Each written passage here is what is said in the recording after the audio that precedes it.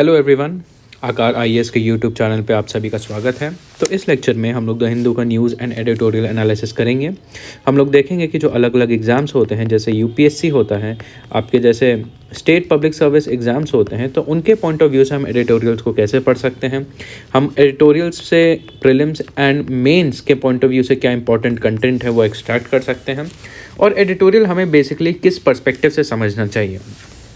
तो मेरा नाम है मृणाल कुमार। आज है 9 जनवरी, ट्यूसडे। तो चलिए हम लोग सबसे पहले देखते हैं क्या इंपॉर्टेंट एडिटोरियल्स एंड आर्टिकल्स हैं।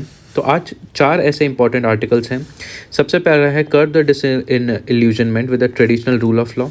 उसके बाद है आपका ambitious push for the values ethics in higher education.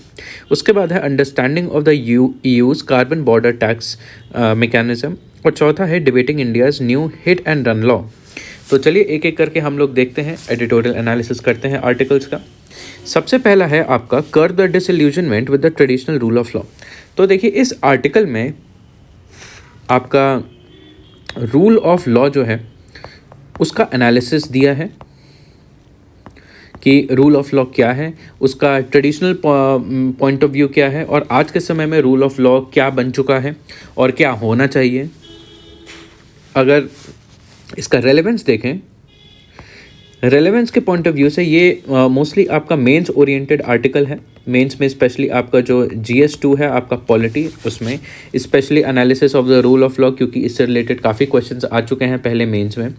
तो आपका पॉलिटी के पॉइंट ऑफ व्यू से आपको ये पढ़ना है पॉलिटी एंड गवर्नेंस। ठीक है, तो चलिए देखते हैं इस आर्टिकल में क्या बातें करी हैं। तो सबसे पहले अगर इसका बैकग्राउंड समझे तो बैकग्राउंड क्या है कि अभी रिसेंटली हमारे कंट्री में रूल ऑफ लॉ से रिलेटेड क्या चल रहा है कि हम देख रहे हैं कि आजकल बुलडोज़र गवर्नमेंट का काफ़ी नाम चल रहा है।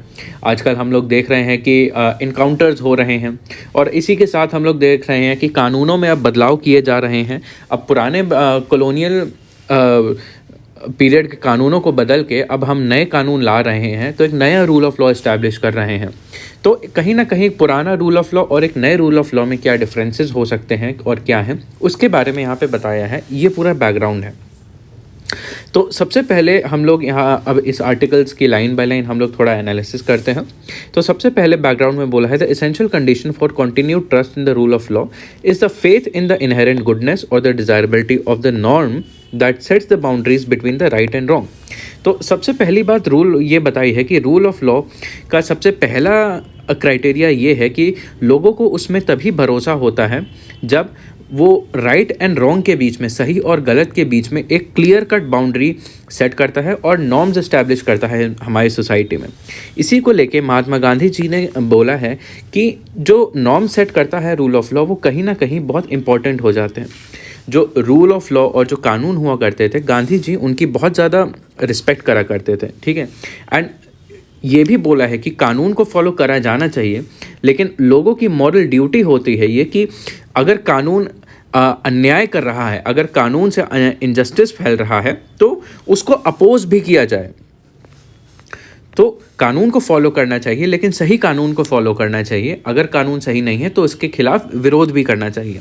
इसका यहाँ पे ऑथर ने एक एग्जाम्पल दिया है। देखिए, आप इस एग्जाम्पल को, इस तरीके के आर्गूमेंट्स और इस एग्जाम्पल को कनेक्ट करते हुए आप एसेज में यूज़ कर सकते हैं। जैसे डांडी मार्च की अगर बात करें तो वो एक सिविल डिसोबीडियंस मूवमेंट था, आप गांधी जी ने जो लीड किया था सॉल्ट टैक्स के अगेंस्ट। ठीक है, तो यहाँ पे देखिए कानून था सॉल्ट टैक्स। यहाँ पे गांधी जी ने इस सॉल्ट टैक्स का विरोध इसलिए किया क्योंकि ये एक अनजस्ट कानून था। ठीक है, लोगों को बहुत बेसिक चीज़ को लेके टैक्स कर रहा था, गरीब से गरीब इंसान को टैक्स कर रहा था, तो ये सही नहीं था। लेकिन कहीं ना कहीं गांधी जी ने इस लॉ की इज्जत भी करी। How? By agreeing to willingly subject to the criminal proceeding for breaking the law. जब गांधी जी ने इस कानून को तोड़ा तो कोर्ट के सामने खुद को पेश किया और एक्सेप्ट किया कि जो भी कानूनी व्यवस्था उन्हें सज़ा देना चाहेंगी वो एक्सेप्ट करेंगे, लेकिन इसी के साथ विरोध भी करेंगे। लेकिन आज के अगर समय की बात करें तो जो रूल ऑफ लॉ है, अब आज के समय में यहाँ पे क्रेडिबिलिटी क्राइसिस अब होने लगा है कि लोगों का इस पे भरोसा कहीं ना कहीं डगमगा रहा है। ठीक है, क्रेडिबिलिटी का कहीं ना कहीं इसमें शेक हो रही है। 2 कारणों की वजह से। सबसे पहली बात आउटडेटेडनेस और इन्फॉर्मिटीज़ इन द लॉज, मतलब कि काफ़ी सारे आज के समय में अब लगभग 70-75 साल हो गए हैं हमें आज़ादी पाए हुए, और हम लोग उससे पहले के भी कानून आज भी फॉलो कर रहे हैं।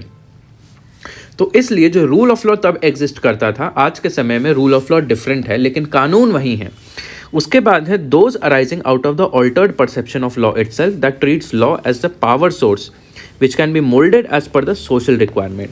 ठीक है, उसके बाद लॉ को लेके जो नज़रिया है लोगों का, जो कि लॉ को एक पावर रिसोर्स की तरह यूज़ करते हैं, जिनको लगता है लॉ कहीं ना कहीं पावर प्रोवाइड करता है, एंड सोशल रिक्वायरमेंट के हिसाब से लॉ को बदला जा सकता है और पावर स्ट्रक्चर को बदला जा सकता है। तो कहीं ना कहीं हमारी कंट्री में ये दोनों चीज़ें आजकल के समय में देखने को मिल रही हैं। अब यहाँ पे बात करते हैं रूल ऑफ लॉ के बाद, जब बात यहाँ पे हो रही है डीक्रिमिनलाइजेशन ऑफ पीनल लॉज की, तो देखिए अब सरकार जो है कहीं ना कहीं अब स्मार्ट गवर्नेंस पे फोकस कर रही है। ठीक है, स्मार्ट गवर्नेंस कैसे, अब नए लॉज को ला रही है जिससे गवर्नेंस और ज़्यादा स्ट्रीमलाइंड हो और ज़्यादा पीपल सेंट्रिक हो। ठीक है, ताकि जो सबसे पहला इशू था, देखिए यहाँ पे सबसे पहले इशू की बात हो रही थी, आउटडेटेडनेस और इन्फर्मिटीज़ इन द लॉ। इसको एड्रेस करने के लिए अब आउटडेटेड लॉज को रिन्यू किया जा रहा है या फिर उनकी जगह नए कानून लाए जा रहे हैं। ठीक है, जैसे आपका जन विश्वास बिल हो गया, एक्ट हो गया 2023। ठीक है, जो कि 42 सेंट्रल एक्ट्स और अलग अलग एक्ट्स, जैसे इंडियन पोस्ट ऑफिस एक्ट जो कि 1898 का था, रेलवेज एक्ट जो कि 1989 का था, जैसे सिनेमाटोग्राफ एक्ट जो कि 1952 का था। इन बहुत पुराने एक्ट्स को अब बदल के अब नए एक्ट्स आ रहे हैं। ठीक है, ये जो एक्ट है ये आपके ministry of commerce and industry लाई थी, बेसिकली आपके बिजनेस प्रैक्टिसेस के गवर्नेंस में, और इसका ऑब्जेक्टिव ये था कि पुराने लॉज और आउटडेटेड रूल्स और रेगुलेशन जो थे डेमोक्रेटिक गवर्नेंस और बिजनेस के लिए सही नहीं थे। ठीक है, कहीं ना कहीं अब इन नए कानूनों के चलते अब कंप्लायंस बर्डन कम किया जा रहा है ताकि बिजनेस इम्प्रूव हो सके, आपका कॉस्ट ऑफ लिविंग इम्प्रूव हो सके, ताकि जो बहुत छोटे छोटे कानून अब जिनका कोई सिग्निफिकेंस नहीं है, माइनर ऑफेंसेस को लेके इम्प्रिजन ना किया जा सके। कई बार ऐसा होता था कि जो पुराने समय के ऑफेंसेस होते थे, माइनर ऑफेंसेस होते थे, आज के समय में लोग उनके चलते अपना बिजनेस नहीं कर पा रहे थे, तो उन्हें डिक्रिमिनलाइज किया गया, तो इसके चलते लोग बिजनेस और खुल के कर पाएंगे। ठीक है, ट्रस्ट बेस्ड गवर्नेंस लाई गई, rationalising of the monetary penalties and gravity of the offences. तो कहीं ना कहीं इस बिल के आने की वजह से, अमेंडमेंट की वजह से, जो पूरा बिजनेस इकोसिस्टम था उसको और मॉडर्नाइज कर दिया गया है। जो पुराने समय के गैर कानूनी हरकतें होती थी उनको हटा दिया गया है, जो इम्प्रिजनमेंट था उसका पीरियड कम कर दिया है, पेनल्टीज जो हुआ करती थी, फाइन जो हुआ करते थे, उन्हें कम कर दिए हैं, आज के समय के हिसाब से उन्हें फिक्स किया है। तो कहीं ना कहीं ये एक अच्छा बदलाव किया जा रहा है। उसके बाद बात करें कि in the second phase the colonial period IPC, CrPC and Indian evidence act were replaced, कि जैसा हम सब लोग जानते हैं अब नए कानून आए हैं, भारतीय न्याय संहिता, भारतीय नागरिक सुरक्षा संहिता और भारतीय साक्ष्य संहिता। और कहीं ना कहीं जो इनके चलते कॉलोनियल लेगेसी थी, इनसे रिलेटेड एक ब्रिटिश मेंटालिटी थी और उससे जुड़ी हुई जो हिस्ट्री थी उसको हम अब पीछे छोड़ रहे हैं। और पुराने समय के जो दंड हुआ करते थे, पुराने समय के जो क्राइम्स हुआ करते थे, अब उनको मॉडर्न थिंकिंग के हिसाब से अपडेट किया गया है। ये सोच के इस उम्मीद में किया गया है कि जो नया रूल ऑफ लॉ होगा, इन नए कानूनों के चलते, इन नए कानून के चलते जो नई व्यवस्था बनेगी, उससे जो लोगों का भरोसा है कानून में वो और मजबूत होगा और अच्छा होगा। लेकिन अब यहाँ पे इश्यूज़ क्या क्या आ रहे हैं कि हम सब लोग समझते हैं कि कहीं ना कहीं रूल ऑफ लॉ जो होता है हमारे डेमोक्रेटिक डेवलपमेंट के लिए ज़रूरी होता है। ठीक है, लेकिन जो असली क्रेडिबिलिटी है, जो असली भरोसा है, वो लोगों के एक्सपीरियंस से मैटर करता है। एक्सपीरियंसेस और अलग अलग जो स्टेक होल्डर्स होते हैं पूरे रूल ऑफ लॉ में, अलग अलग स्टेक होल्डर्स के एक्सपीरियंस से मैटर करता है कि रूल ऑफ लॉ की क्या इंटेग्रिटी है। कौन कौन से स्टेक होल्डर्स?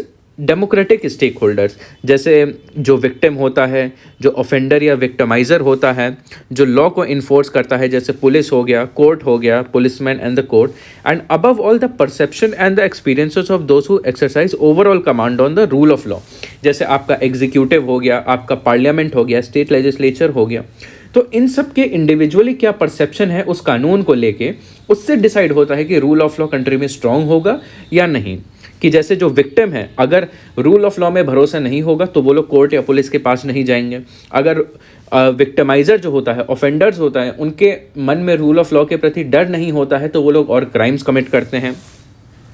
अगर इन्फोर्सर्स जैसे कोर्ट और पुलिसमैन, इनकी ट्रेनिंग नहीं होगी अच्छी रूल ऑफ लॉ में, तो ये लोग उसको अच्छे से इम्प्लीमेंट नहीं कर पाएंगे, लोगों को जस्टिस नहीं पहुंचा पाएंगे।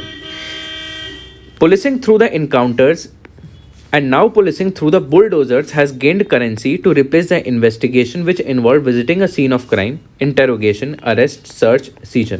Often the encounter and the bulldozer method evoke populist support and appreciation from the administration. कि जो रूल ऑफ लॉ है हमारी कंट्री में, वो अलग अलग कोई क्राइम होता है या कोई भी इशू होता है तो उसके प्रति अलग अलग स्टेजेस प्रोवाइड करते हैं। कानूनी व्यवस्था है जिससे फाइनली किसी को जस्टिस मिलता है। लेकिन आज के समय में क्या हो रहा है कि हमें देख रहे हैं बहुत भारी मात्रा में लोगों के इनकाउंटर पुलिस कर रही है। जो एग्जीक्यूटिव है वो बुलडोज़र्स के माध्यम से लोगों के घर गिरा रहे हैं, प्रॉपर्टीज़ और लोगों के रियल इस्टेट गिरा रही है। ठीक है, ये एक टाइप से ये जो प्रोसेस हुआ करता था रूल ऑफ लॉ का, कहीं ना कहीं अब जो इनकाउंटर्स और बुलडोज़र्स हैं ये सारे के सारे इसको रिप्लेस कर रहे हैं। पहले किसी भी इनकाउंटर होने से पहले या फिर बुलडोज़र यूज़ होने से पहले इन्वेस्टिगेशन होता था, विटनेस, अरेस्ट, सर्च और सीजर होता था। लेकिन आज के समय में ये जो नया तरीका है रूल ऑफ लॉ को लागू करने का, इनकाउंटर और बुलडोज़र, कहीं ना कहीं अब लोग भी इसे सपोर्ट कर रहे हैं, कहीं ना कहीं लोग भी इसे अप्रिशिएट कर रहे हैं, इसलिए ये और बढ़ रहा है। ये एक चिंता की बात है कि ये जो हमारा इस्टेब्लिश्ड रूल ऑफ लॉ है, कहीं ना कहीं लोगों का इसमें भरोसा कम हो रहा है, इसलिए आजकल जनता इस मेथड को ज़्यादा प्रेफर कर रही है। उसके बाद बताया है, but because the shortcuts are neither adequately debated nor subjected to predetermined democratic checks and balances, there exist a huge possibility of the gross abuse of at ground level. कि आजकल जो ये शॉर्टकट्स के बारे में हमने बात करा है, इनसे रिलेटेड पब्लिक में डिबेट्स नहीं होती हैं एंड इससे रिलेटेड कोई चेक एंड बैलेंस भी नहीं है। ठीक है, तो कहीं ना कहीं अगर इसको लोग प्रेफर कर रहे हैं तो जो लोग इनको एक्सरसाइज करते हैं, जिनके पास हक होता है इनकाउंटर्स को अप्रूवल देने का या बुलडोजर्स चलाने का, उनके हाथ में अब बहुत ज़्यादा पावर आ जाती है एंड काफ़ी डर है इस बात का कि इस पावर को अब्यूज़ किया जा सके, इस पावर को मिसयूज़ किया जा सके ग्राउंड लेवल पे। अब यहाँ पे दो एग्जाम्पल के तौर पे समझाया है कि कैसे पावर इस तरीके का रूल ऑफ लॉ, जो नया रूल ऑफ लॉ है, इसको अब्यूज़ किया जा सकता है। सबसे पहले एग्जाम्पल में यहाँ पे बात की जा रही है, आपका फ्रांस में एक इंसिडेंट हुआ था कि फ्रांस में एक यंग कार मैकेनिक था, ठीक है, जो कि आपका अल्जीरिया का था, ठीक है, फ्रांस में रह रहा था एंड शूटिंग एंड उसकी गोली मार के हत्या कर दी गई थी एंड उसको लेके पूरे फ्रांस में काफ़ी सारे शहरों में बहुत भारी मात्रा में दंगे हुए थे।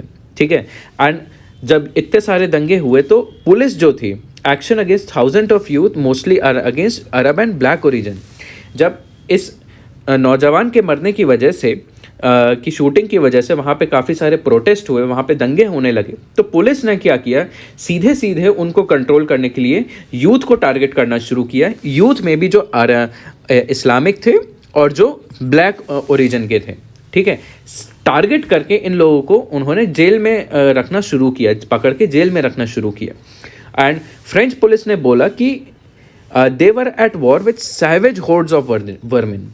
जब इसका जस्टिफिकेशन मांगा गया वहाँ की पुलिस ने, तो पुलिस ने बोला कि हम इन तरीके के लोगों से जंग में हैं। ठीक है, ये इसलिए किया क्योंकि उनको ऐसा लग रहा था कि ये उनसे डायरेक्ट खतरा है पुलिस को। तो कहीं ना कहीं पुलिस ने यहाँ पे अपनी बहुत ज़्यादा हाई हैंडेडनेस और अथॉरिटी दिखाई, जबकि जो प्रोटेस्टर्स थे इस इंसिडेंट के खिलाफ जो प्रोटेस्ट कर रहे थे, उन्होंने बोला कि ये सब कुछ वो न्याय पाने के लिए कर रहे थे।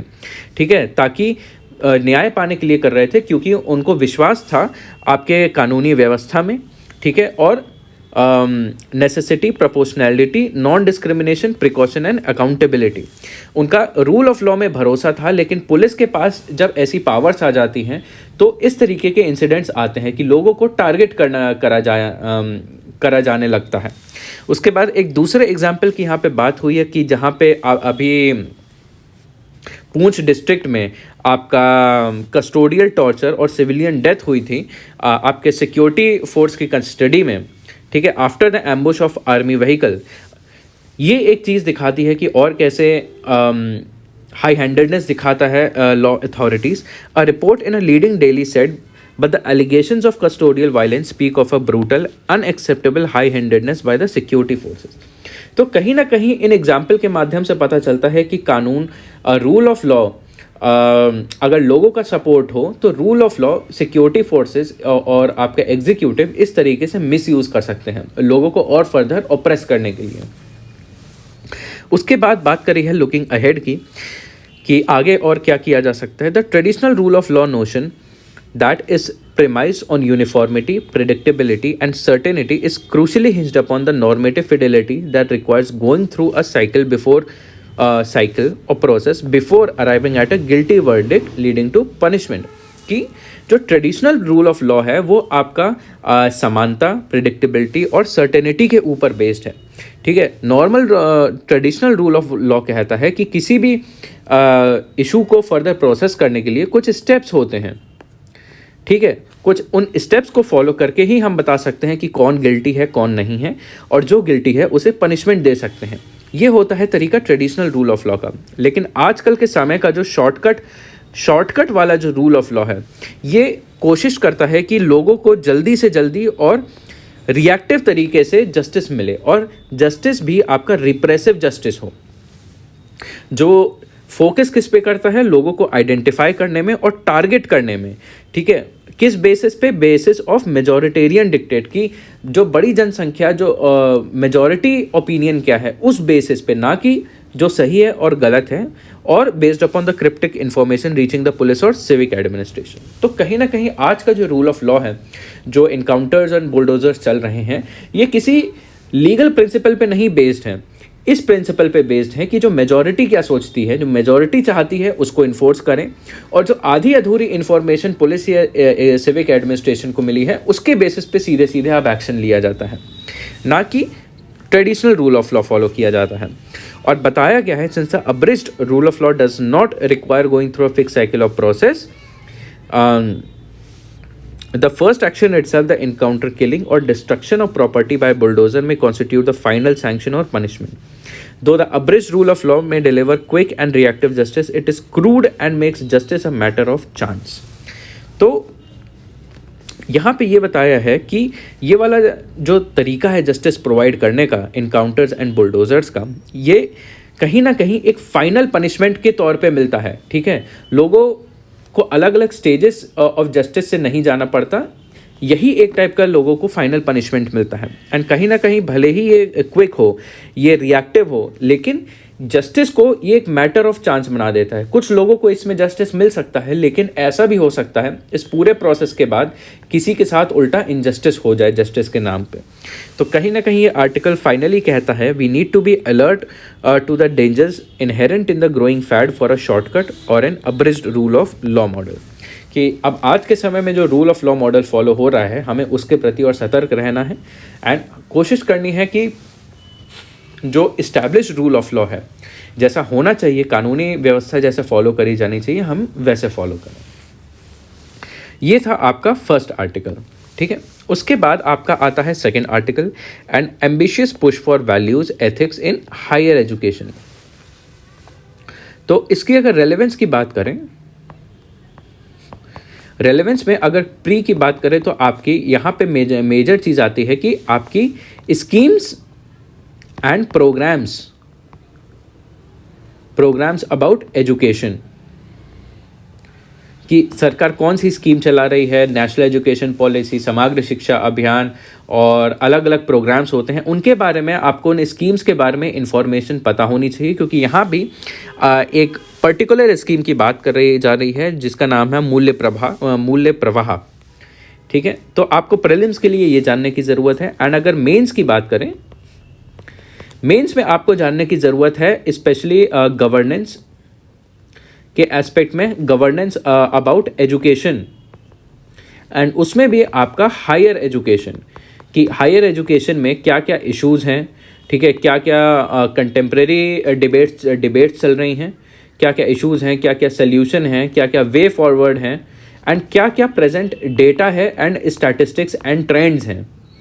इस पॉइंट ऑफ व्यू से आपको ये जानने की ज़रूरत है। एंड कहीं ना कहीं आप ये आप GS2 में हो गया, एंड कहीं ना कहीं आप इसको GS4 में भी यूज़ कर सकते हैं आप अपने एथिक्स में, क्योंकि हम इस आर्टिकल में देखेंगे कि क्या क्या एथिकल इश्यूज़ आते हैं हायर एजुकेशन में, एंड उन एथिकल इश्यूज़ को रिजॉल्व करने के लिए ये स्कीम कैसे काम करती है।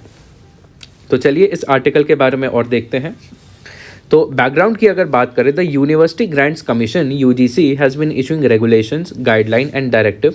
One such guideline is Mulya Pravah, modified version of the Mulya Prabha, which was notified in 2019, seeks to inculcate human values and professional ethics in higher education institution। तो देखिए, यूनिवर्सिटी ग्रांट्स कमीशन जो है ये आपकी एक रेगुलेटरी बॉडी है for higher education in India. ये decide करती है about policy of higher education, और अभी रिसेंटली इसकी कुछ गाइडलाइंस आई हैं जिसका नाम है मूल्य प्रभा 2.0। ठीक है, पहली बार ये 2019 में आई थी, अब इसका एक सेकंड वर्जन आ रहा है।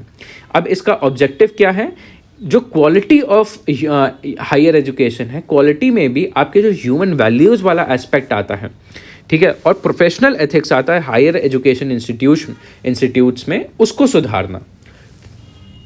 Basically quality of higher education को में सुधार लाना। अब इसका उद्देश्य क्या है, is to build value-based institution by orienting individuals and institution towards developing a deep respect for fundamental duties and constitutional values and bonding with the country। ठीक है, तो बेसिकली इससे इंस्टीट्यूशंस और जो स्टाफ है, ह्यूमन रिसोर्स है, और जो बच्चे हैं उनमें वैल्यू बेस्ड एजुकेशन आए, उनमें फंडामेंटल ड्यूटीज़ के प्रति और इज्जत आए, वो अपना कॉन्स्टिट्यूशनल वैल्यूज़, कॉन्स्टिट्यूशनल मैंडेट को समझें और अपने देश के साथ एक बेहतर बॉन्ड बना सकें। इस पूरे प्रोग्राम का ये ऑब्जेक्टिव था। अब देखिए, अब यहाँ पे एक और बात आती है कि the trigger is findings of a survey of human resource managers which highlight unethical practice in various organisations. तो सबसे पहली बात आती है कि ये वाली स्कीम आती ही क्यों है, ऐसी क्या ज़रूरत पड़ गई कि हमें कुछ गाइडलाइन लानी पड़ी हमें इंस्टीट्यूशंस में वैल्यू बेस्ड एजुकेशन के लिए। तो देखिए, कुछ समय पहले कुछ सर्वे हुए थे जहाँ पे हायर एजुकेशन इंस्टीट्यूट्स में क्या क्या गलत काम होते हैं उनको हाईलाइट किया गया था, कि जैसे हायरिंग में फेवरेटिज़म होता है, ट्रेनिंग में फेवरेटिज़म होता है, पे एंड प्रमोशन में फेवरेटिज़म की समस्या होती है। उसके बाद सेक्सुअल हैरेसमेंट के इश्यूज़ आते हैं, ठीक है, जेंडर के बेसिस पे भेदभाव होता है, ठीक है, स्पेशली प्रमोशंस में जो प्रोफेसर्स होते हैं उनमें मेल प्रोफेसर्स को ज़्यादा इंपॉर्टेंस मिलती है फीमेल प्रोफेसर्स के मुकाबले, ठीक है।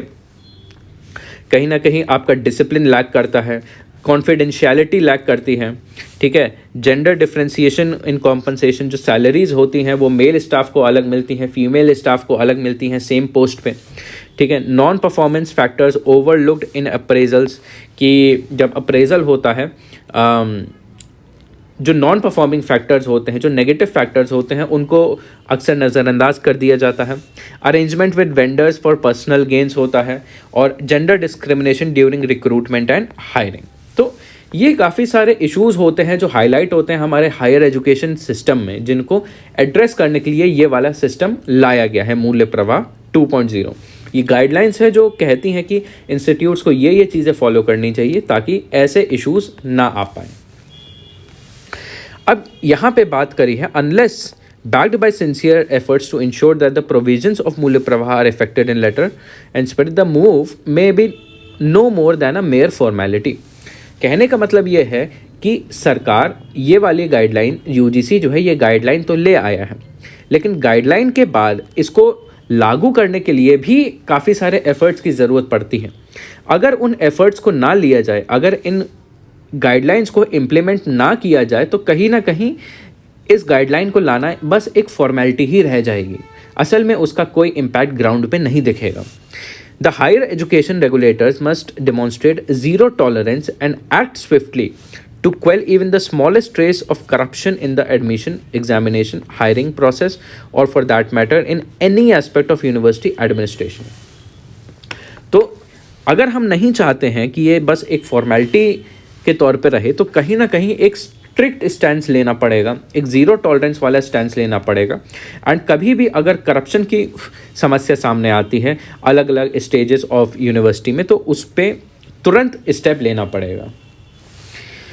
अब यहाँ पे बात करी है इसकी एम्फेसिस ऑन ट्रांसपेरेंसी की, कि कैसे मूल्य प्रवाह 2.0 जो है आपका ट्रांसपेरेंसी पे फोकस करता है। It underscores the need of utmost transparency in administration and highlights that the decision making in higher education institutions must be solely guided by institutional and public interest, not vitiated by bias. इस guideline के चलते ये guideline ये कहती है कि जो decision लिए जाएंगे हायर इंस्टीट्यूशंस में, इन एजुकेशनल इंस्टीट्यूशंस में, ये मात्र इंस्टीट्यूशन के इंटरेस्ट और पब्लिक के इंटरेस्ट को देख के ही ये निर्णय लिए जाएंगे, ना कि निर्णय लेने वाले व्यक्ति के बायस के ऊपर। It seeks to abolish discriminatory privileges of official and urges the administration to punish the corrupt. It lays stresses on the criticality of encouraging person at all levels to think and give their advice freely. कहीं ना कहीं जो आपका university administration होता है उसमें कुछ कभी कभार देखा जाता है कि कुछ ऑफिशियल्स जो होते हैं उन्हें अलग से फेवर किया जाता है, ज़्यादा फेवर किया जाता है। इसके चलते भेदभाव होता है कि कई बाकी जो स्टाफ होता है, बाकी जो एम्प्लॉयज़ होते हैं, उन्हें अटेंशन नहीं मिल पाता और जिनको फेवर मिलता है वो अक्सर करप्शन करते हैं। तो कहीं ना कहीं यहाँ पे ये बोला है कि जितने भी आपके ह्यूमन रिसोर्स हैं सभी को इनकरेज किया जाना चाहिए सोचने का, और उनकी जो सलाह है उसे फ्रीली सामने रखने का। The guideline expects higher education institution to ensure integrity. तो उसके बाद ये आर्टिकल कहता है कि गाइडलाइन क्या कहता है कि कुछ वैल्यूज़ होने चाहिए इंस्टीट्यूशन में और इंस्टीट्यूशन में काम करने वालों की, जैसे इंटेग्रिटी होनी चाहिए, ट्रस्टीशिप होना चाहिए, harmony, accountability, inclusiveness, commitment, respectfulness, belongingness, sustainability, constitutional values and global citizen, कि ये वैल्यूज़ एक हायर इंस्टीट्यूशन को अच्छा बनाती हैं। It reminds them to act in the best interest of their institution, ठीक है, अपने इंस्टीट्यूशन के बेस्ट इंटरेस्ट में लोग काम करें। Create a conducive culture and work environment for teaching, learning, research and develop potential of their institution. जो वहाँ के ह्यूमन रिसोर्स हैं, एम्प्लॉयज़ हैं हायर एजुकेशन के, उन्हें एक अच्छा वर्क कल्चर बनाना चाहिए, ताकि जो आपका टीचिंग का इन्वायरमेंट है, लर्निंग का इन्वायरमेंट है और रिसर्च का है, उसके माध्यम से वो इंस्टीट्यूशन और आगे बढ़ सके।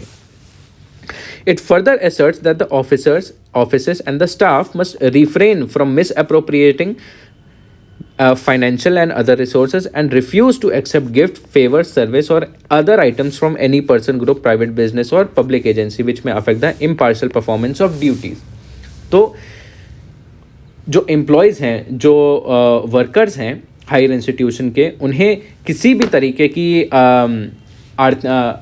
का फाइनेंशियल रिसोर्स एक्सेप्ट नहीं करना चाहिए, और कोई भी अगर उन्हें अनड्यू गिफ्ट दे या फेवर दे या उनसे सर्विस ले तो उसे भी रिफ्यूज़ करना चाहिए। कोई भी ऐसी चीज़ को रिफ्यूज़ करना चाहिए, ये गाइडलाइन कहती है, जो कि उनकी इम्पार्शियल परफॉर्मेंस को हिंडर कर सके, ठीक है।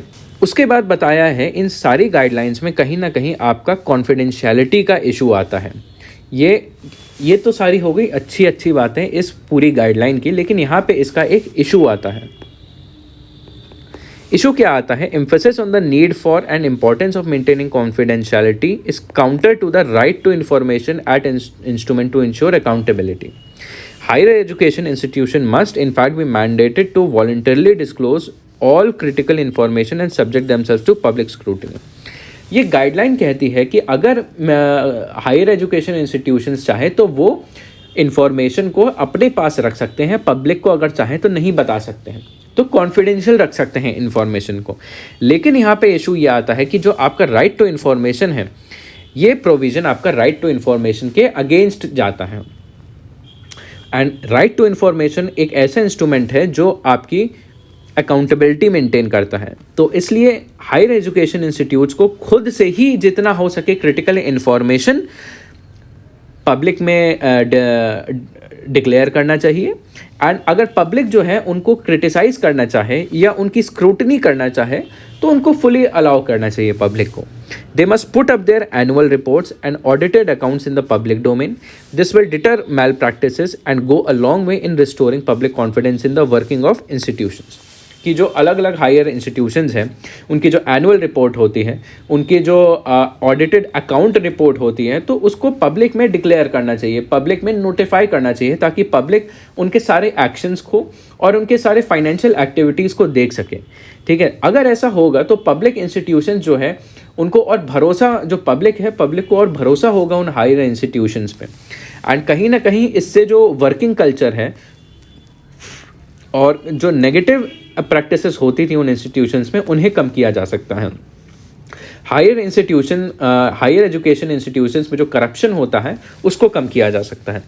Asserting that teaching is a noble profession and that teachers play a crucial role in shaping the character, personality and career of the student. It requires them to act as role models and set good examples of good conduct and good standards of dress, speech and behavior and worth emulating by the students। तो इसके बाद ये जो guidelines हैं ये teachers को guide करती हैं कि टीचिंग एक बहुत नोबल प्रोफेशन होता है, एक बहुत रिस्पेक्टेड काम होता है। एंड कहीं ना कहीं जो टीचर्स होते हैं उनका बहुत बड़ा रोल होता है अपने स्टूडेंट्स को शेप करने में। उन स्टूडेंट्स का जो कैरेक्टर होता है, पर्सनैलिटी होता है, कैरेक्टर होता है, वो एक टीचर्स रोल निभाता है उनको शेप करने में। तो ताकि बच्चे अच्छे हों, बच्चे अच्छे ग्रेजुएट हों, इसलिए इम्पॉर्टेंट है कि जो टीचर्स हैं वहाँ पे हायर एजुकेशन इंस्टीट्यूशंस के टीचर्स भी अच्छे हों। It asks them to abide by the provision of act, statutes, ordinance, rules and policies and the procedure of the universities, but maintain silence on issue of teachers association। अब उसके बाद आपका अगला analysis point आता है आपका unions and support के ऊपर। The Mulya Prabha 2.0 expects staff and student union to support the administration in developmental activities and raise issues in dignified manner। कि ये जो गाइडलाइन है ये अलग अलग जो आपके टीचर्स यूनियन होता है, स्टूडेंट यूनियन होता है, ये उनके लिए भी गाइडलाइन प्रोवाइड करता है कि ये जो यूनियंस हैं, यूनियंस का काम होता है कि जो एडमिनिस्ट्रेशन है उसको डेवलपमेंटल एक्टिविटीज़ में हेल्प करें और अगर कोई भी इश्यूज़ हो उसको डिग्निफाइड मैनर में रेस करें, ना कि किसी इनडिसिप्लिन्ड मैनर में, जैसे स्ट्राइक करना या फिर प्रोटेस्ट करना। ठीक है, तो इस तरीके से यूनियंस अपनी बात सामने रखें कि दोनों की डिग्निटी बनी रहे। Higher education institutions are communities of scholar where no one should be more equal than the other. तो ये वाली जो गाइडलाइंस है ये यूनियंस और उनके इस इंडिविजुअल्स के इक्वालिटी को प्रमोट करता है। Each stakeholders must be allowed to proactively participating in protecting, preserving and promoting the culture and standards of their institutions. तो कहीं ना कहीं जैसे फंडामेंटल ड्यूटीज़ होती हैं अपने सिटीजन को के ऊपर ड्यूटीज़ रिमाइंड कराती हैं, वैसे ये वाली जो गाइडलाइंस है ये स्टूडेंट्स को भी और हर स्टेक होल्डर को रिमाइंड कराता है कि उन्हें जो इंस्टीट्यूशन का जो कल्चर है और स्टैंडर्ड है उसे अपहोल्ड करके रखना है। Idea of collegiality must require the administration to engage with and consult with different stakeholders in decision making। उसके बाद यहाँ पे बात करी है Mulya Prabha 2.0 insists that the staff and the student union must raise issues in a dignified manner, as the guideline does not define what is dignified manner entails. Provisions could be misused to threaten, shun, silence or at least undermine the collective voice of stakeholders। तो यहाँ पे एक दूसरे issue की बात होती है, issue number 2, कि जो डिग्निफाइड मैनर के बारे में हमने बात करी थी कि डिग्निटी बना के सब करना चाहिए। इस गाइडलाइन में डिफिनीशन नहीं प्रोवाइड है, ये नहीं बताया है कि असल में डिग्निफाइड मैनर होता क्या है, किस तरीके से डिग्निफाइड मैनर में अपने इशू रेज कर सकते हैं। अब देखिए, जब कुछ नहीं डिफाइन किया होता है तब उसका अक्सर मिसयूज़ करा जा सकता है, लोगों को साइलेंस करने के लिए यूज़ किया जा सकता है कि किसी तरीके से भी अगर मुद्दे उठाए गए, इंस्टीट्यूशन कह दे कि ये डिग्निफाइड मैनर नहीं है, तो यूनियन को शांत करा जा सकता है। The threat is real and imminent. Association और and union of teachers, staff and students have been banned and suspended on slightest pretext. क्योंकि ऐसा हो चुका है कि अगर अलग अलग एसोसिएशन और यूनियन होते हैं टीचर और स्टूडेंट के, उन्हें बैन करा जा चुका है, उन्हें सस्पेंड किया जा चुका है छोटी छोटी बातों पर। तो ऐसा नहीं है कि ऐसा नहीं होता, ऐसा होता है। And their office bearers, elected representatives have generally been accused of violating the code of conduct and acting against the interest of the institution. Many are fighting battle for the survival in courts of law. तो जो defined नहीं है कि क्या dignified manner है, इसके चलते काफ़ी सारे लीगल इश्यूज भी हो सकते हैं इंस्टीट्यूशंस में, और जो जेन्युइन इंटरेस्ट हैं आपके स्टूडेंट्स और टीचर्स के, वो कहीं ना कहीं ओवरशैडो हो सकते हैं। तो ये बताया है, it is obvious that provision such as these may cause more harm than good. Discordant voices may at times cause inconvenience in the powers that may be. In the ultimate analysis, they only strengthen institution by improving the quality and sustainability of decisions. तो कहीं ना कहीं यहाँ पे बात की है कि ये जो पूरी गाइडलाइन है मूल्य प्रवाह 2.0, हाँ ये अच्छी चीज़ है, यूजीसी जो है इस फील्ड में एथिकल ओरिएंटेशन ऑफ इंस्टीट्यूशन में अच्छे स्टेप्स ले रहा है, लेकिन ये कुछ जो इश्यूज़ हैं जैसे कॉन्फिडेंशियलिटी के इश्यूज़ हो गए, ठीक है, आपके यूनियंस के इश्यूज़ हो गए, ठीक है, आपके ट्रांसपेरेंसी के जो इश्यूज़ हो गए, कहीं ना कहीं इनको एड्रेस भी करना चाहिए। एंड सिर्फ गाइडलाइन लाने से कोई बहुत ज़्यादा फ़र्क नहीं पड़ता, लेकिन गाइडलाइंस का क्या फर्दर इम्पैक्ट होता है एंड उनका क्या पॉजिटिव आउटकम होता है, उनसे ज़्यादा फ़र्क पड़ता है। तो चलिए बढ़ते हैं हम अगले तीसरे आर्टिकल के ऊपर, understanding the European unions carbon border tax. तो इसकी रेलेवेंस अगर समझें तो प्रीलिम्स के लिए ये आपका आर्टिकल काफ़ी ज़्यादा इम्पॉर्टेंट है, क्योंकि यहाँ पे काफ़ी सारे इन्वायरमेंट रिलेटेड कीवर्ड्स आते हैं एंड यहाँ पे आपके कॉन्सेप्ट्स आते हैं जैसे कीवर्ड्स हो गया CBAM, carbon border adjustment mechanism क्या होता है, यूरोपियन के और क्या क्या मैकेनिज़म्स थे, आपका कार्बन बॉर्डर टैक्स क्या होता है, ठीक है, उसके अलावा आपका कार्बन बजट क्या होता है। इसके अलावा और ऐसे जो कीवर्ड्स हैं, कॉन्सेप्ट है, ये आपको प्रीलिम्स के लिए आने चाहिए। प्रीलिम्स में इन्वायरमेंट से रिलेटेड काफ़ी सारी चीज़ें पूछते हैं। एंड अगर मेंस की अगर बात करें तो मेंस में ये दो तरीके से इंपॉर्टेंट हो सकता है। सबसे पहली बात तो GS2 में इंटरनेशनल रिलेशंस की अब क्लाइमेट चेंज पॉलिसी जो है लगभग हर एस्पेक्ट में दिखाई पड़ रही हैं, तो उनके चलते हमारा India and European union Nations के बीच में कैसे संबंध हो सकते हैं, उनके पॉइंट ऑफ व्यू से आप पढ़ सकते हैं। एंड उसके बाद आपका दूसरा रेलेवेंस GS3 के पॉइंट ऑफ व्यू से है, फॉर एनवायरनमेंट एंड बायोडाइवर्सिटी में climate change adaptation and mitigation, इसके पॉइंट ऑफ व्यू से इम्पॉर्टेंट है। तो चलिए हम इस आर्टिकल में देखते हैं कि यूरोपियन यूनियन का कार्बन बॉर्डर टैक्स क्या है। तो सबसे पहले बैकग्राउंड की अगर बात करें, the policy which intends to tax carbon intensive products coming into the European Union from 2006, first phase kicking from October 1, 2023। तो देखिए, यूरोपियन यूनियन जो आपका पूरा संगठन है, ये एक डेवलप्ड कंट्रीज़ का समूह है और ये क्लाइमेट चेंज के प्रति अब कुछ ना कुछ पॉलिसीज़ बढ़ा रहा है, ठीक है, कोशिश कर रहा है कि इनका जो कार्बन एमिशन है वो कम हो। तो इसके लिए ये क्या स्टेप्स ले रहे हैं। देखिए, इनके इकोनॉमी में काफ़ी सारे इंपोर्ट्स आते हैं, कुछ इंपोर्ट्स आते हैं चाइना से, कुछ इंपोर्ट्स आते हैं इंडिया से, ठीक है, और अलग अलग जगहों से इनके कंट्री में इंपोर्ट्स आते हैं, ठीक है। मान लीजिए इनके यहाँ इंपोर्ट आ रहा है स्टील, ठीक है, स्टील का इंपोर्ट हो रहा है। तो देखिए, स्टील के मैन्युफैक्चर में कार्बन का एमिशन जो होता है वो काफ़ी होता है, एंड कहीं ना कहीं एक स्टील का प्रोडक्ट जो कि इतना सारा कार्बन एमिट कर रहा है वो सीधे सीधे इस देश के अंदर आ रहा है और यूरोपियन यूनियन सीधे सीधे इंपोर्ट कर रहा है। तो अब यूरोपियन यूनियन क्या कह रहा है कि कोई भी ऐसा आर्टिकल, कोई भी ऐसी गुड जिसमें कार्बन एमिशन हो रहा है, तो कितना कार्बन उससे रिलीज हो रहा है उसको टैक्स किया जाएगा। कि मान लीजिए स्टील हुआ आपका 100 रुपीज़ का, एंड इसमें मान लीजिए 20 kg जो है आपका, फॉर एग्जांपल अगर मैं आपको एक एनालॉजी दूं तो 20 kg जो है कार्बन रिलीज हो रहा है। तो अगर 100 रुपीज़ का स्टील जो है अभी तक यूरोपियन यूनियन इंपोर्ट कर रहा था, लेकिन अब इस 20 केजी का जो कार्बन रिलीज हो रहा है इस पे भी अलग से 20 रुपए का टैक्स लगाएगा और कहेगा कि इसको इंपोर्ट करने के लिए अब पहले 100 रुपीज़ में होता था बट अब 120 रुपीज़ में होगा इसका कॉस्ट। और कार्बन के ऊपर जो इंपोर्ट टैक्स है उसको भी लगाया जाएगा। तो कहीं ना कहीं इंपोर्ट्स जो हैं और ज़्यादा महंगे हो जाएंगे यूरोपियन यूनियन में।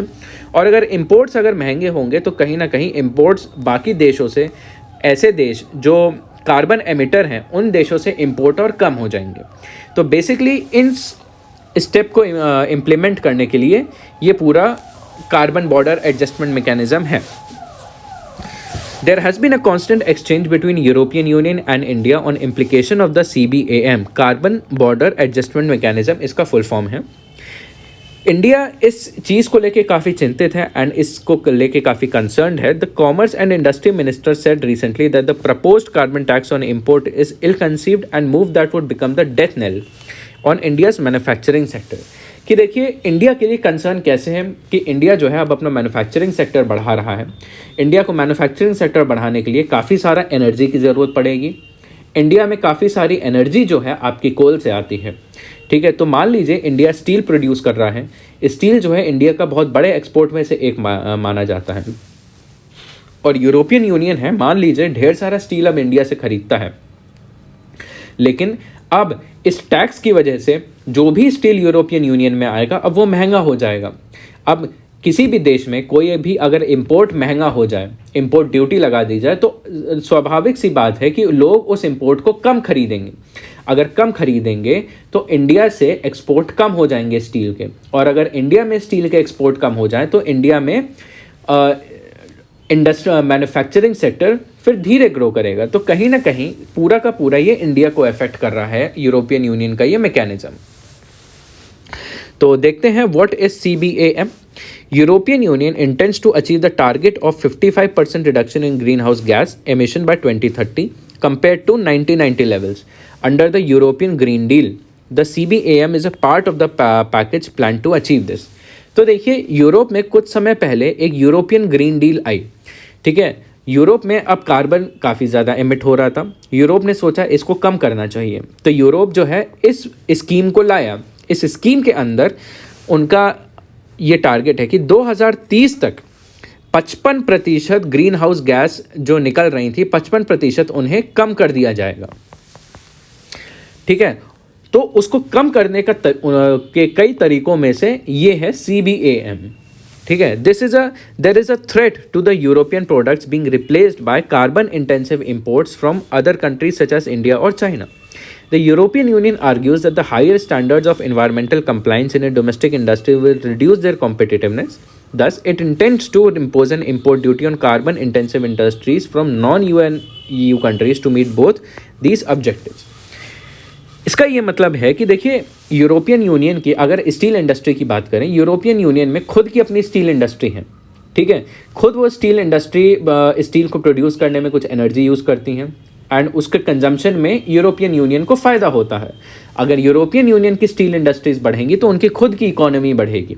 लेकिन अगर वो अपने कंट्री में स्टील बना रही हैं लेकिन बाहर से ज़्यादा कार्बन एमिशन वाला सस्ता स्टील खरीद रही हैं इंडिया एंड चाइना से, तो कहीं ना कहीं जो उनकी डोमेस्टिक स्टील इंडस्ट्रीज़ हैं उनका ग्रोथ कम हो जाता है, उनकी कॉम्पिटिटिवनेस जो है कम हो जाती है। तो कहीं ना कहीं अपने खुद के देश की स्टील इंडस्ट्री को प्रमोट करने के लिए, आपके खुद के देश की इंडस्ट्रीज़ को प्रमोट करने के लिए वो कोशिश कर रहे हैं कि बाहर से आते इंपोर्ट वाले सामान पे और ड्यूटी लगाई जाए, उसे महंगा कर दिया जाए, ताकि जो यूरोपियन यूनियन के लोग हैं वो बाहर से ना सामान खरीद के अपने ही देश का बना हुआ सामान लें। तो इससे दोनों उसके ऑब्जेक्टिव मीट हो जाते हैं यूरोपियन यूनियन के। एक तो इंपोर्ट ड्यूटी लगा के उनकी खुद की इंडस्ट्रियल ग्रोथ का बढ़ती है, उनका इंपोर्ट एक्सपेंडिचर जो फॉरेक्स एक्सपेंडिचर है वो कम हो जाता है, और साथ ही साथ उनका इन्वायरमेंटल कंप्लायंस भी फॉलो हो जाती है। The CBAM is intended to work like a EU's emission trading system, EU's ETS, which sets a cap on the amount of greenhouse gas emission permitted. Under the EU ETS, companies covered by the scheme have to buy allowances corresponding to their GHG emissions. तो देखिए ये दूसरा keyword है जो आपको prelims के लिए ध्यान में रखना है।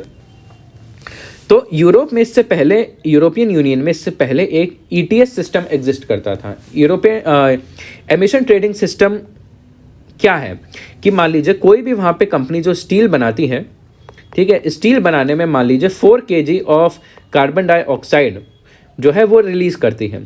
तो उस इंडस्ट्री को इतना कार्बन डाइऑक्साइड रिलीज़ करने के लिए उसे कुछ अलाउंसेस खरीदना पड़ता था, एक सर्टिफिकेट खरीदना पड़ता था। उस सर्टिफिकेट के तहत उसे अलाउ करा जाता था कि वो इतना कार्बन डाइऑक्साइड रिलीज़ करे इस स्टील के प्रोसेस के, मैन्युफैक्चर के प्रोसेस में। तो कहीं ना कहीं एक टाइप से ये जो भी पॉल्यूशन हो रहा था उसके प्रति रेवेन्यू जनरेट किया जा रहा था, एंड कहीं ना कहीं ये जो कार्बन एमिशंस हैं उनको कम करने के लिए ये था। तो ये जो अब नया सिस्टम है ये भी इसी की तरह, इसी के को ध्यान में रखते हैं कि नया सिस्टम आया है। This is also a way of preventing carbon leakages, wherein carbon-intensive production by European Union-based producers could move to non-EU countries with lax environmental regulations. CBAM has pitched to replace this allocation of EU ETS allowances. ठीक है, अब उसके बाद हमने देख लिया कि carbon border adjustment mechanism क्या है, ये क्यों आया, ठीक है, होता क्या है ये, और इससे पहले क्या सिस्टम एग्जिस्ट करता था। हमने ये सारी चीज़ें इसके माध्यम से देखी। हम आगे देखते हैं। CBAM will be applied to the actual declared carbon content embedded in the goods import to the EU. Formula devised to calculate this content will be based upon EU ETS mechanism barring for the first year. तो जो CBAM है, देखिए ये किस पे apply होगा? To the actual declared carbon content embedded in the goods imported to the EU। कि मान लीजिए स्टील है, स्टील को बनाया है इंडिया ने, मान लीजिए इंडिया ने 100 kg ऑफ स्टील बनाया और इंडिया ने इसको यूरोपियन यूनियन में एक्सपोर्ट कर दिया, ठीक है, ये हो गया आपका, मान लीजिए यूरोपियन यूनियन होगा तो ये आपका आएगा स्टील यहाँ पे। और इनको भेजने से पहले इंडिया ने डिक्लेयर किया, क्या डिक्लेयर किया कि इस पूरे प्रोसेस में 20 kg of carbon dioxide release हुआ है। तो यूरोपियन यूनियन जो है अब अपना फॉर्मूला बनाएगा कि इसका इंपोर्ट का प्राइस कितना होना चाहिए, कितने में यूरोपियन यूनियन खरीदेगा। तो 100 रुपीज़ तो लगेंगे ही, ठीक है, प्लस यूरोपियन यूनियन कहेगा मैं इसमें 20 रुपये और लगाऊंगा क्योंकि इसमें आपने 20 kg of carbon dioxide emit किया है। तो इसका टोटल कॉस्ट जो 100 रुपीज़ का होना चाहिए वो बढ़ के 120 रुपीज़ का हो जाएगा। तो इस तरीके से यूरोपियन यूनियन जो है इस कमोडिटी में, जो कोई भी कमोडिटी इंपोर्ट हो रही है उस कमोडिटी में प्लस कार्बन डाइऑक्साइड कितना एमिट हुआ उसके बेसिस पे सेट करेगा। अब इसी के साथ ही India has just started working on its own carbon trading mechanism in December 2022। It amended the energy conservation act 2001 to introduce the carbon credit trading system. तो कहीं ना कहीं देखिए इससे जो इंडिया का एक्सपोर्ट है और यूरोपियन यूनियन का इंपोर्ट है वो कम हो जाएगा, तो इससे इंडिया को हर्ट होगा। तो जैसा उन्होंने किया है अब धीरे धीरे इंडिया कर रहे हैं, इंडिया भी अपने कुछ ना कुछ ऐसे रेगुलेशंस बनाए और इंडिया ने इसको ध्यान में रखते हुए प्रोसेस शुरू भी कर दिया है, लेकिन इंडिया ने जस्ट अभी करना शुरू किया है। दिसंबर 2020 में एनर्जी कंजर्वेशन एक्ट जो 2001 का था उसको अमेंड किया है और कार्बन क्रेडिट ट्रेडिंग सिस्टम, ध्यान में रखिएगा CCTS, ये अब इंडिया ने अपने कंट्री के लिए इंट्रोड्यूस कर दिया है। यूरोपियन यूनियन का जो कार्बन ट्रेडिंग मैकेनिज्म था ऐसा इंडिया भी अपने लिए इम्प्लीमेंट कर रहा है। This is propose to combat climate change by incentivising action for emission reduction leading to increase investment in the clean energy by private sector. The Ministry of Power is still working on specifics to operationalize the CCTS. तो देखिए ये पूरा process जो अब India भी कर रहा है वो इसलिए कर रहा है ताकि अब इसके माध्यम से कार्बन डाइऑक्साइड जो रिलीज होता है, ग्रीन हाउस गैसेज जो एमिट होते हैं उनके प्रति पेनल्टीज लगे, ठीक है, उनका कम एमिशन हो और कहीं ना कहीं आपका जो क्लीन एनर्जी है उसमें प्राइवेट इन्वेस्टमेंट भी हो। और इसको पूरा इनिशिएट कौन कर रहा है, इसको लीड कौन कर रहा है? मिनिस्ट्री ऑफ पावर, ठीक है। इस स्कीम को ध्यान में रखिएगा, ये आपके प्रीलिम्स से इंपॉर्टेंट फैक्ट है कि कौन सी मिनिस्ट्री है जो आपका कार्बन क्रेडिट ट्रेडिंग सिस्टम को लागू कर रही है। Ministry of Environment, Forest and Climate Change नहीं है, मिनिस्ट्री ऑफ पावर है। This scheme is aim to encourage more environmentally proactive actions going beyond the carbon reduction and mandate and valuation. अब India के पास जो यूरोपियन यूनियन ने अपना CBAM लागू किया है, उसमें इंडिया के पास क्या ऑप्शन है, हम ये सब देख ही चुके हैं कि इंडिया को ये कैसे अफेक्ट कर रहा है। तो देखते हैं। India is reportedly among the top 8 countries that will be adversely affected by the CBAM।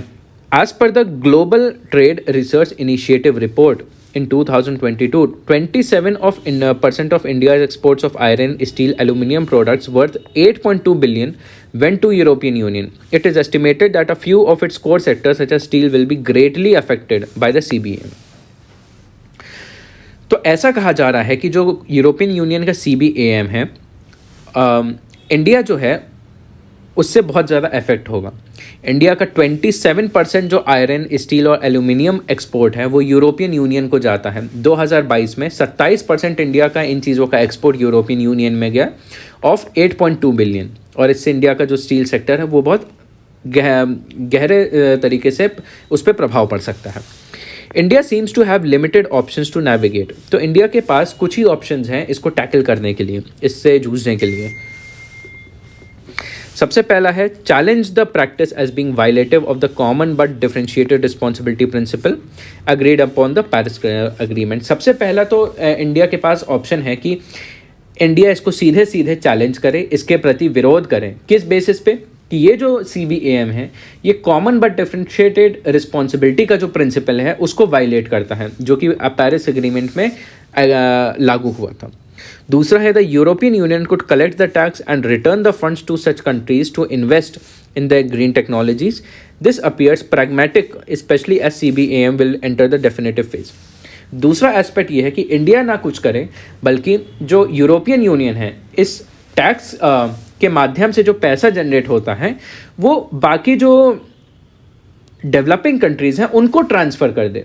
ठीक है, कि जैसे लॉस एंड डैमेज वाला जो फंड होता है, ठीक है, या फिर अलग अलग तरीके के जो फंड ट्रांसफ़र होता है towards the clean energy in the developing countries, उन्हें ट्रांसफ़र कर दे। ये वाला ज़्यादा अच्छा मैकेनिज्म बताया जा रहा है। तो अब बताया है कि India has already challenge the CBAM before the World Trade Organization under the special and differential treatment provisions, कि इंडिया पहला ऑप्शन पहले से इसे कर चुका है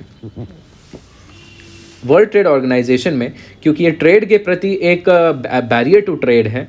ठीक है, ड्यूटी है, एक्स्ट्रा इंपोर्ट ड्यूटी, कहीं ना कहीं ये फ्री ट्रेड को हिंडर कर रहा है, इसलिए इंडिया जो है वर्ल्ड ट्रेड ऑर्गेनाइजेशन में इसको चैलेंज किया है। उसके बाद बात करिए, recently the UK declared the enforcement of its own CBAM by 2027। This is expected to cause a significant upheaval for India's export in forthcoming years. As a consequence there is a pressing need for India to formulate its own carbon taxation measure that align with the principle of Paris Agreement while simultaneously safeguarding the industry's interest। तो यहाँ पे ये बताया जा रहा है कि जैसे यूरोपियन यूनियन अपना CBAM अब लागू करने वाला है, वैसे ही आपका UK है, UK ने भी बोला है कि हम भी अपना CBAM 2027 तक लागू करेंगे। तो कहीं ना कहीं ये इंडिया के लिए डेट्रीमेंटल होगा, क्योंकि इंडिया काफ़ी कुछ इन कंट्रीज़ को एक्सपोर्ट करता है और इंडिया काफ़ी कार्बन डाइऑक्साइड एमिट करता है। तो इन ऐसी सिचुएशन से निपटने के लिए इंडिया को अपना खुद का कार्बन टैक्सेशन का मैकेनिज्म फॉर्मुलेट करना पड़ेगा। इस तरीके से फॉर्मुलेट करना पड़ेगा कि जो पेरिस एग्रीमेंट है उसके हिसाब से हो, और दूसरी बात इंडिया का जो पर्सनल इंटरेस्ट है, जो इंडिया की खुद की इंडस्ट्रीज़ का इंटरेस्ट है, वो सेफगार्ड हो सके। तो इन दो तरीके से जो इंडिया की डोमेस्टिक इंडस्ट्रीज़ हैं उनका इंटरेस्ट सेफगार्ड हो सके, इस तरीके से अब इंडिया को टैकल करना पड़ेगा। चलिए अब अगला आर्टिकल देखते हैं, debating India's new hit and run law. तो अभी जो रिसेंटली ट्रक ड्राइवर्स का जो प्रोटेस्ट हुआ था और जो नए लॉ आए हैं, एक टाइप से उनका एनालिसिस है ये। तो चलिए हम देखते हैं बैकग्राउंड इसका क्या है। Transporters and commercial drivers from states like Maharashtra, Chhattisgarh, West Bengal and Punjab have stage protest against the recent legislature concerning the hit and run incident. कि अभी हम सब लोग जानते हैं दिसंबर के शुरुआत में प्रोटेस्ट हुए थे, जहाँ पे सारे ट्रक ड्राइवर्स हड़ताल पे चले गए थे, और आपके जो नए कानून में जो हिट एंड रन वाले जो प्रोविज़न हैं उनको लेके। Section 1062 of the Bharatiya Nyaya Sanhita 2023 stipulates that a penalty up to 10 years in the jail and a fine for fleeing an accident spot and failing to report the incident to a police officer or a magistrate. तो आपका जो BNS का section 106 है, इसका दूसरा clause कहता है कि कोई भी व्यक्ति जो हिट एंड रन करेगा और उस जगह को छोड़ के भाग जाएगा, उसको 10 साल की जेल होगी। ठीक है, अगर उसने किसी भी पुलिस ऑफिसर को इस एक्सीडेंट के बारे में रिपोर्ट ना करके भाग जाए तो 10 साल की जेल होगी। तो ये एक चिंता का विषय हो गया, क्योंकि ट्रक ड्राइवर्स अक्सर एक्सीडेंट्स में इन्वॉल्व रहते हैं, तो इससे उनको बहुत ज़्यादा खतरा है। Protesters are demanding the withdrawal और amendment of the section 1062 backed by threat of nationwide strike if the demands are not met. तो ये जो ट्रक ड्राइवर्स थे, इनकी मांग ये है कि ये जो कानून है, ये जो सेक्शन है जो जिसमें 10 साल की सज़ा का प्रावधान है, या तो उसे हटा लिया जाए या तो उसे बदलाव किया जाए, और अगर नहीं किया जाएगा तो नेशन वाइड स्ट्राइक, पूरे देश भर में स्ट्राइक करेंगे। They argue that while strict action in hit and run cases is necessary, the new law has several flaws that need reconsideration। कि ये बात सही है कि हिट एंड रन वाले केसेस में लोगों को सज़ा होनी चाहिए, लेकिन इस कानून में काफ़ी सारे फ्लॉज हैं, काफ़ी सारी दिक्कतें हैं जिनको फिर से सोचने की ज़रूरत है। तो चलिए इसमें देखते हैं कि क्या ऐसी चीज़ें हैं। तो सबसे पहले देखते हैं कि what happened was the new law has sparked wide spread protest among truck drivers affecting multiple states. ठीक है, कि काफ़ी सारे स्ट्राइक्स हुई, पथराव हुए, ठीक है, रोड ब्लॉक हुए, ठीक है, स्टोन पेल्टिंग हुई, जहाँ पे पुलिस को भी काफ़ी पुलिसकर्मी भी घायल हो गए, उनकी गाड़ियाँ भी डैमेज हुई। एंड कहीं ना कहीं इससे हमारे कंट्री में फ्यूल शॉर्टेज की भी डर होने लगा, क्योंकि सभी लोग फिर पेट्रोल पंप पे जाके अपना फ्यूल भराने लगे थे। एंड ऐसा छत्तीसगढ़ में भी हुआ कि वहाँ पे प्राइवेट लगभग 12,000 प्राइवेट बस ड्राइवर जो थे उन्होंने स्ट्राइक कर दी। तो लोग जो थे आने जाने वाले लोग, वो अपनी जगह पे फंस गए, नहीं आ जा पाए। तो ये ऐसे सिचुएशन हुई, क्योंकि हम जानते हैं मेजर रोड ट्रांसपोर्ट का जो ट्रक्स के थ्रू काफ़ी ज़्यादा लॉजिस्टिक्स होता है, ऑलमोस्ट सारा लॉजिस्टिक्स ट्रक्स के माध्यम से होता है। तो हर एस्पेक्ट में, फूड के मामले में, फ्यूल के मामले में, आपका कम्यूटिंग के मामले में काफ़ी ज़्यादा इश्यूज़ हुआ अलग अलग स्टेट्स में। तो प्रोटेस्टर्स की डिमांड क्या है? उन्होंने कंसर्न ये रेस किया कि ये जो कानून है इसमें बहुत कड़ी सज़ा है, specially when the accidents are unintentional. कई बार ऐसा होता है कि एक्सीडेंट बिना किसी की गलती के हो जाते हैं, लेकिन उसके बाद भी इतना ज़्यादा स्ट्रिक्ट पनिशमेंट है। Their primary concern is the severe punishment of 10 year punishment and 7 lakh fine for drivers who flee the scene of an accident without reporting the same. वो इस बात से सबसे ज़्यादा चिंतित है कि जो इतनी कड़ी सज़ा है उसमें, ना चाहते हुए भी अगर कोई एक्सीडेंट कर दे और वहाँ से भाग जाए तो उसको 10 साल की जेल होगी और 7 लाख का फाइन होगा। They protest that this penalty is excessive and it fails to consider the challenging work condition, long driving hours and difficult road। ये जो पूरा कानून है, ये जो सज़ा है, ये उनका कहना है कि ये बहुत ज़्यादा है। कहीं ना कहीं इग्नोर करा जा रहा है इसमें कि जो ट्रक ड्राइवर्स अपनी वर्क कंडीशन जो होती हैं उनकी काफ़ी कड़ा काम होता है, उनका लंबे समय तक ड्राइविंग होती है, सड़कें अच्छी नहीं होती हैं, इन सारी चीज़ों को कंसिडर किया ही नहीं जा रहा है इस पूरे कानून में। Additionally, they argue that accidents may be caused by factors beyond the driver's control such as poor visibility। कि एक्सीडेंट्स हर बार ड्राइवर जानबूझ के नहीं करता और हर बार ड्राइवर की गलती से नहीं होते। जैसे अगर कोहरे में अगर कोई एक्सीडेंट हो जाए तो वो ड्राइवर की गलती से नहीं होंगे, लेकिन फिर भी उसमें ड्राइवर को सज़ा मिलेगी। The same combined with the fear of mob violence against the drivers in an event that they stopped to assist the injured at accident site has fueled the protest against the law। इसके अलावा और क्या उन्होंने चिंता जाहिर की है कि ऐसे सिचुएशन में अगर कभी भी एक्सीडेंट होता है तो भीड़ इकट्ठा करके ड्राइवर को ही मारने पीटने लगती है, तो मॉब वायलेंस का यहाँ पे खतरा होता है, जो कि ये लॉ जो है कंसिडर नहीं करता है। The general perception among drivers is that they are often unfairly blamed for the accident regardless of the actual circumstances। कि जो ड्राइवर्स हैं, असल में जो हुआ उसके बावजूद सिर्फ ड्राइवर्स को ही पे ही इल्ज़ाम लगाया जाता है, भले ही उनकी गलती ना हो या फिर छोटी सी गलती होती है उन पे बहुत बड़ा इल्ज़ाम लगाया जाता है। ये उनका कहना है ड्राइवर्स के एसोसिएशन के। दे argue that the punishment provided by the law is disproportionate and does not align with the realities of the road transport and nature of accident. कि ये जो पनिशमेंट इसमें बताए गए हैं कि तो ये काफ़ी सारे फैक्टर्स को कंसिडर नहीं करते हैं। Drivers are also concern that the law may be abused by law enforcement agencies for their detriment. They think that the harsh penalties could have a negative impact on the road transport industries as a whole, given that stringent punishment may deter from joining or continued profession. तो ये भी चिंता जताई गई है कि इतने tough punishment है तो इसका मिसयूज़ भी किया जा सकता है, इसका गलत इस्तेमाल भी किया जा सकता है। और अगर इतनी टफ कंडीशंस होंगी कानून की तो जो ट्रक ड्राइवर्स हैं वो ट्रक चलाने से ही इनकार कर देंगे। अगर इस प्रोफेशन में ज्वाइन करना चाह रहे होंगे तो वो ज्वाइन ही नहीं करेंगे।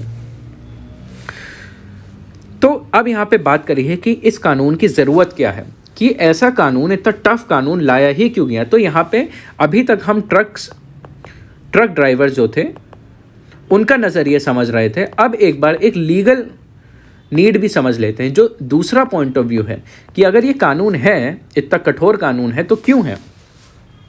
क्योंकि इंडिया में आजकल रोड एक्सीडेंट की समस्या बहुत चिंताजनक होती जा रही है। जैसे अगर यहाँ पे डेटा के आधार पे देखें तो 2022 में इंडिया में 1.68 लाख डेथ हुई हैं सिर्फ रोड क्रैश की वजह से, ठीक है। एंड एवरेज देखें तो हर रोज़ 462 डेथ होती हैं सिर्फ रोड एक्सीडेंट की वजह से। पूरे दुनिया में जहाँ पे 5% गिरावट आई है रोड एक्सीडेंट में, इंडिया में हर साल 12% रोड एक्सीडेंट की डेथ में बढ़ोतरी हो रही है, ठीक है।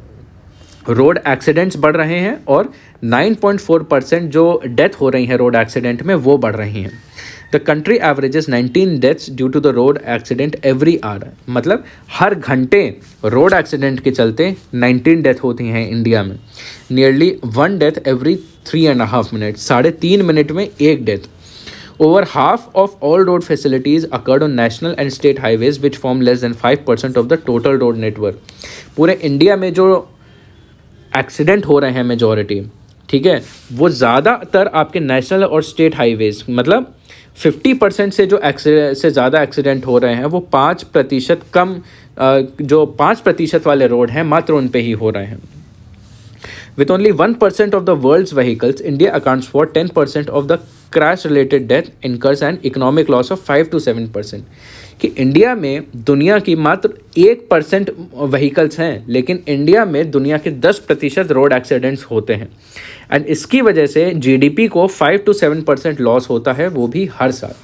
तो देखिए इतने सारे रीजंस हैं ये वाला कानून लाने के लिए, ताकि इंडिया में रोड एक्सीडेंट्स कम हो। बहुत भारी मात्रा में हो रहे हैं आज के समय में रोड एक्सीडेंट। और इस लॉ का प्रिंसिपल क्या है? What is the principle underlying the law? The NCRB recorded 4,706 hit and run incident resulted in death of 50,815 people in 2022. तो ये वाला लॉ जो है रोड एक्सीडेंट को तो कम करने के लिए ही है, बल्कि हिट एंड रन वाले जो केसेस हैं उनको भी कम करने के लिए ही हैं। 2022 में देखिए लगभग आपके 48,000 हिट एंड रन केसेस हुए, जिसमें आपके लगभग 50,000 लोगों की डेथ हुई। Function of the law which wants to deter the drivers from engaging in rash and negligent driving that may lead to death. तो इस कानून से जो लोग रैश और नेग्लिजेंट ड्राइविंग करते हैं, जैसे ड्रिंक एंड ड्राइव करते हैं, फ़ोन पे बात करते हैं, ठीक है, और ध्यान नहीं देते, सो जाते हैं ड्राइविंग करते हुए, तो उस चीज़ को कम करने के लिए है ये law. On the other side the intent is to punish an offender in the event they may attempt to escape the law. और इस लॉ का उद्देश्य ये है कि अगर कोई ऐसा रैश ड्राइविंग करने के बाद अगर कोई उस सीन से भागने की कोशिश कर रहा है, वो एक बहुत ख़राब बात है, उस चीज़ को पनिश करने के लिए ये लॉ है। The law creates a positive obligation on part of offender to report such incident. Also provide provision to criminalize the omission in performance of such duty. तो ये जो कानून है, अगर कोई उस जगह पे किसी एक्सीडेंट पे भागने के बजाय रुक के पुलिस को इन्फॉर्म कर रहा है, मजिस्ट्रेट को इन्फॉर्म कर रहा है, तो उसको इनकरेज किया जा रहा है कि आप भागिए मत, आप बल्कि बताइए अथॉरिटीज़ को आपने गलती करी है, आपको सज़ा मिलेगी, बट आपको सज़ा कम मिलेगी। और अगर कोई पुलिसकर्मी, अगर कोई ऑफिसर इस मामले में ड्यूटी नहीं करता है तो उसको भी सज़ा मिलेगी।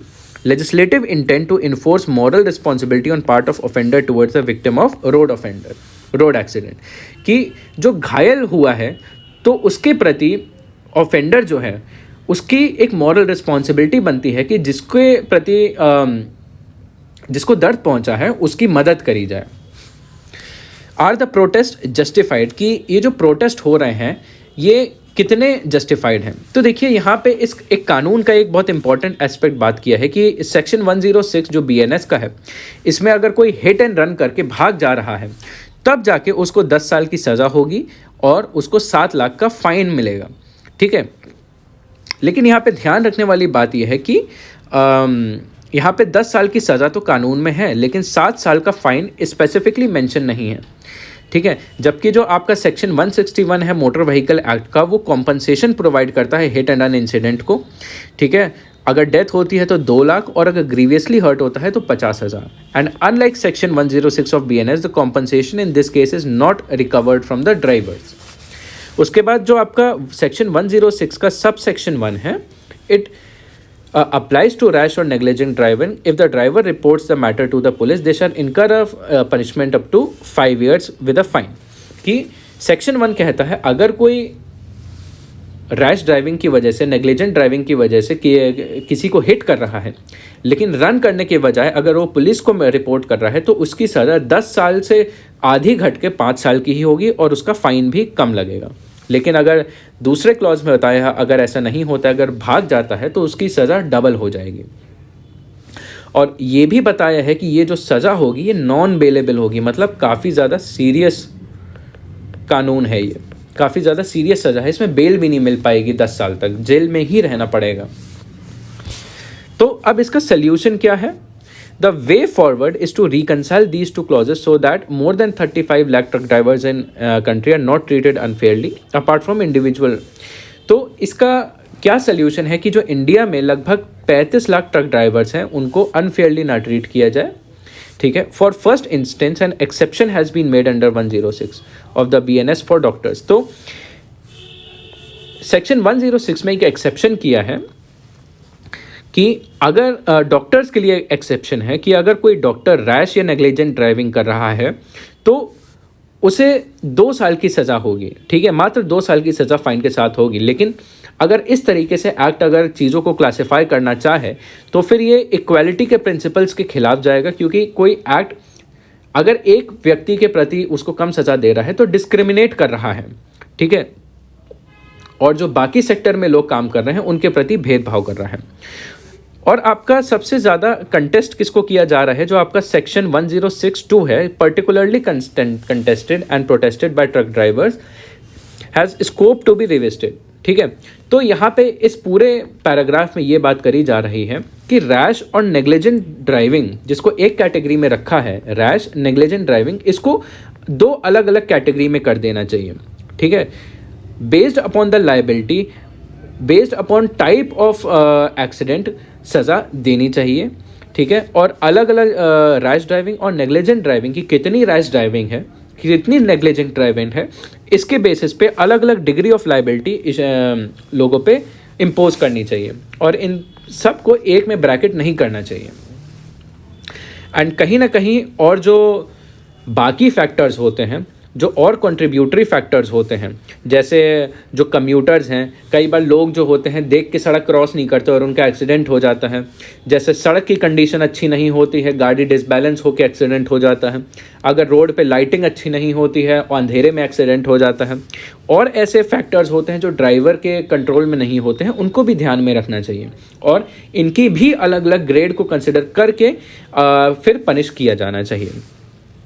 और दूसरी बात ये बताया है, instead of ruling 10 years of imprisonment for all cases could be categorise in different scales based upon the liabilities, कि कितना रैश है, कितना नेग्लिजेंट है, उसके बेसिस पे किसी को जेल की सज़ा सुनाई जानी चाहिए।